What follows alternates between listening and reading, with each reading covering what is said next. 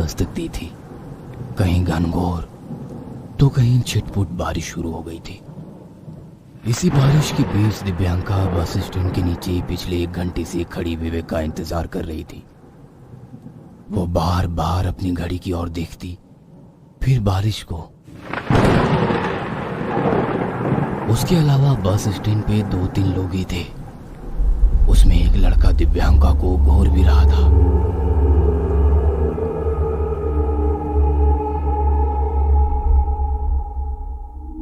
दिव्यांका को उसे देखकर बहुत गुस्सा आ रहा था।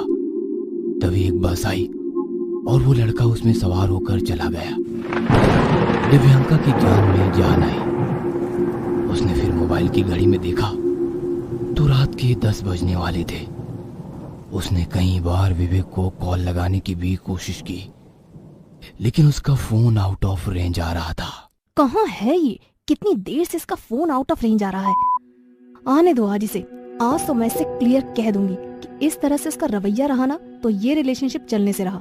आज तक ये लड़का कभी भी टाइम पर नहीं पहुंचा है। दिव्यांका और विवेक 2 साल से एक दूसरे से रिलेशनशिप में थे। दिव्यांका एक कॉल सेंटर में काम करती थी और विवेक एक कुरियर कंपनी में डिलीवरी बॉय था।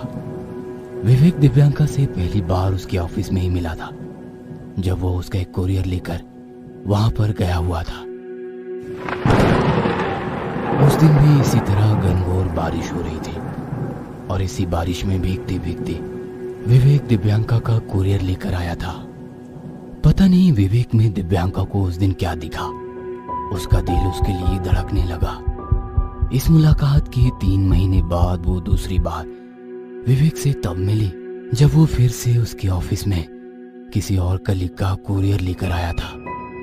दिव्यांका विवेक से जब दूसरी बार मिली तो उसने पहली मुलाकात वाली गलती नहीं की। उसने उसका फोन नंबर लेकर अपने मोबाइल में सेव किया और उसका नाम भी पूछ लिया। उस दिन रात को 11:30 बजे बिना यह सोचे कि विवेक उसके बारे में क्या सोचेगा, उसने उसे कॉल किया। बहुत देर तक घंटी बजती रही, लेकिन उसने फोन नहीं उठाया। उसे लगा कि शायद वो सो गया होगा और इसलिए उसने अपने मोबाइल को एक और हटाकर रख दिया। अभी मुश्किल से 5 मिनट भी नहीं हुए थे कि दिव्यांका के मोबाइल की घंटी बजी। उसने उसकी स्क्रीन पर देखा तो विवेक कॉलिंग लिखा आ रहा था।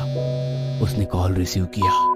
हेलो हेलो हेलो, अरे भाई कुछ बोलिए भी। हेलो।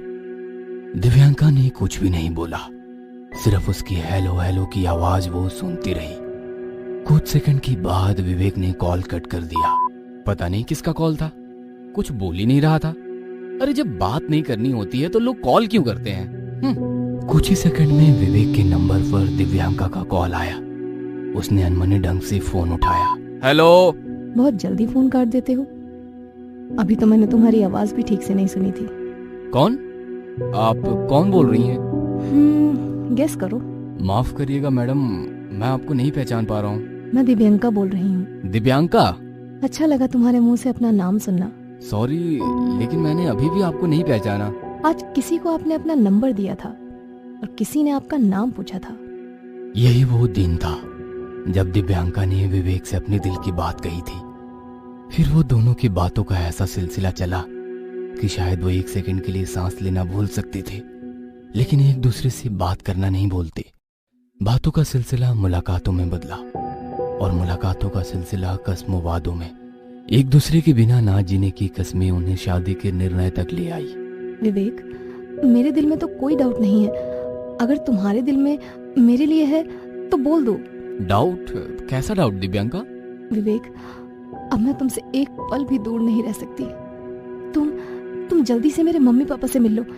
मैं तुमसे जल्द से जल्द शादी करना चाहती हूँ। फिर विवेक ने कहा, इस संडे को मेरा ऑफ है, मैं तुम्हारे मम्मी पापा से मिलने आता हूँ, ठीक है? विवेक ने ये वादा कर तो लिया, लेकिन उसके बाद 3 संडे बीत गए। विवेक दिव्यांका के घर नहीं जा सका। असल में ऑफिस में काम का इतना प्रेशर था कि उसे संडे को भी छुट्टी नहीं मिल रही थी। दिव्यांका यही सब सोचते हुए अभी भी बस स्टैंड पर खड़ी थी। घड़ी की सुई आगे बढ़ रही थी, लेकिन दिव्यांका का इंतजार वहीं ठहरा हुआ था। दिव्यांका के घर से भी बार बार फोन आ रहा था, लेकिन वो बार बार फोन काटे जा रही थी। विवेक आज कुछ ज्यादा ही लेट था। दिव्यांका को अब बहुत गुस्सा आ रहा था, लेकिन बारिश ने उसके पांव बांध रखे थे। बारिश में किसी जिद्दी बच्चे की तरह लगातार बरस रही थी। कुछ और देर बरसने के बाद बारिश ने अपनी जिद्दी छोड़ी। अब वो बंद हो चुकी थी। तभी दूर से विवेक अपनी बाइक में उसकी ओर आता दिखा। दिव्यांका ने बनावटी गुस्सा दिखाते हुए ऐसे रिएक्ट किया जैसे कि उसने उसे देखा ही नहीं। विवेक ने अपनी बाइक रोकी और बाइक पर बैठे बैठे अपने कानों को पकड़कर कहा, सॉरी दिव्यांका। आप कौन हैं? मैं आपको नहीं जानती, और इस तरह कान पकड़कर मुझसे सॉरी क्यों कह रहे हैं? मैं कौन हूँ ये तो आप बताइए। हाँ, लेकिन आप मेरी जान है ये मुझे पता है। रहने दो। जान हूँ? जान को कोई इस तरह से रात को बारिश में अकेले इतना इंतजार करवाता है क्या? सॉरी मेरी जान, क्या करूँ, शहर के इस कोने से उस कोने में डिलीवरी देने जाता हूँ। आज बहुत थक गया हूँ। तुम और तुम्हारा काम, मैं तो तंग आ गई हूँ इससे। इसी के चक्कर में तुम अब तक मम्मी पापा से नहीं मिल पाए हो। 3 संडे बीत गए हैं और पता नहीं और कितने संडे बीतेंगे। कब तुम्हारी नींद खुलेगी?